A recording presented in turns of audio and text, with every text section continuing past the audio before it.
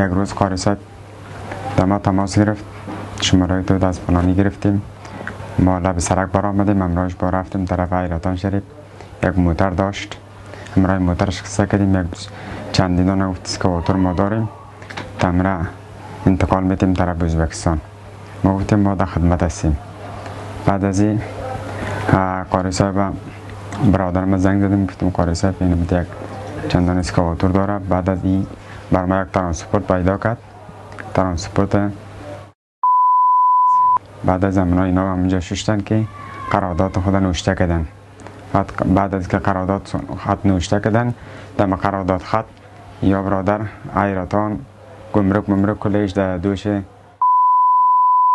با ما گفت که در حیرتان شریفه خودت گمرک و پورتش کار کو، انتقال میتیم طرف ازبکستان.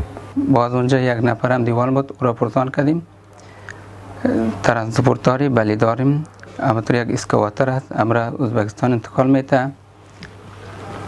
بازی گفت بیار، باز این نفر ما بردیم پیش ترانسپورت.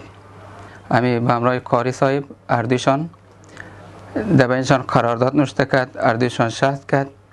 دیگه ما برآمدیم. باز اینا اسکواتر رای کرد، نمیدونم چه رای کرد. یک اسکواتر که به تاشکند روان میکردم،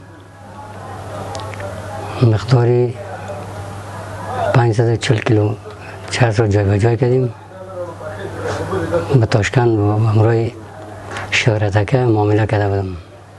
ولایت ترمز گرفتار شد. د بلخ ولایت امنیه قومندانۍ د نشي توکو په وړاندې د مبارزې مدیریت د زړورو او بیدارو منصبینو لخوا څخه 3 کسان د قشاق په تور سره نیول شوي دي، چې یو کس اصلي مالک دی، 2 کسه کمیشنکاران دي. یادو کسانو د بلخ ولایت د حیرتان بندر له لارې څخه ازبکستان هیواد ته 540 کیلوګرامه چرس انتقال کړي ول، چې د اصلي مالک سره یو کس بل په ازبکستان هیواد کې هم شریک و.